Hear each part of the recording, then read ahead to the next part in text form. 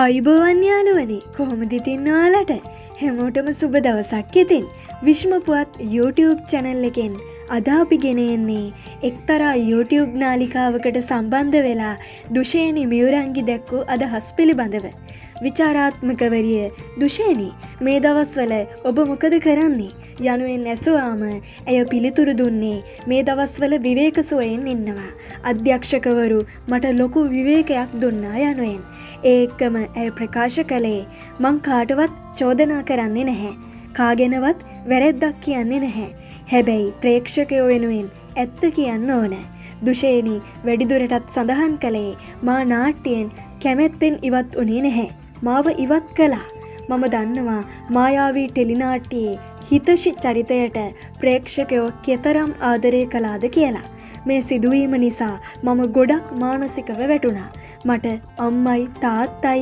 සචිනුයි හැම වෙලේම හයියක් වුණා ජීවිතේ කඩන් වැටෙන්නේ නැතිව හෙමින් නැගිටලා දැන් උඩට එනවා රසිකයින්ට ලොකු අසාධාරණයක් වුණා කියලා මම දන්නවා හැබැයි මම රසිකයින්ට කියනවා අලුත් නිර්මාණයකින් ඉක්මනට එනවා කියලා නාට්‍ය කණ්ඩායම ස්ක්‍රිප්ට් එක 13 පාරක් වෙනස් කළාද යන්න විචාරකවරිය ඇසුවා.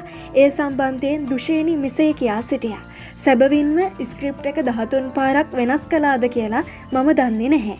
හැබැයි මේ සිද්ධියත් එක්ක මම සතියක් ගෙදරින් එළියටවත් බැස්සේ නැහැ. මගේ වටේ කට්ටිය හිටියට මට ශක්තියක් තිබ්බේ නැහැ සමාජයට මුහුණ දෙන්න. නාට්‍ය කණ්ඩායමේ සහයෝගයෙන් ස්ක්‍රිප්ට් වෙනස් වීම සිදු වෙනවා. දුෂේනි වැඩිදුරටත් සඳහන් කළේ මගේ ජීවිතයේ ටර්නින් පොයින්ට් එක පාර දිගේ නාට්‍ය. ඒ නාට්‍ය නිසා මාව ලොකු රසික පිරිසක් හඳුනා ගත්තා. හැබැයි මට හැමදාම වැඩ කරන්න අමාරුයි. මං දවස් දෙකක් වැඩ කරාම එක දවසක් නිවාඩුවක් ගන්න ඕනේ මනස නිදහස් කරගන්න. ඉදිරියේදී මම මෙගා ටෙලිනාට්‍ය වලට වඩා කෙටි ටෙලිනාට්‍ය වලට වැඩි ප්‍රමුඛතාවයක් දෙනවා. සචින් ගැනද අදහසක් දක්වමින් මට කාලයක් ගොඩක් මානසිකව වැටී සිටිද්දී සචින් මට හම්බුණා. එයා මාව සතුටින් තබන්නත් හයියෙන් අල්ලගෙන ඉන්නත් උත්සාහ කළා. මට වැටෙන්න නොදී ශක්තියක් දුන්නා. විචාරකවරිය සචින් ටොක්සික්ද යන්න ඇසුවා. ඒ ගැන දුෂේනි මෙසේ පිළිතුරු දුන්නා. ටොක්සික් කියන්නේ කෙනෙක්ට ඉස්සරහට යන්න නොදී ඉන්න එක. ඒක ඉතා දරුණු වචනයක්. කාටවත් ඒ වගේ වචනයක් කියන්න හොඳ නැහැ.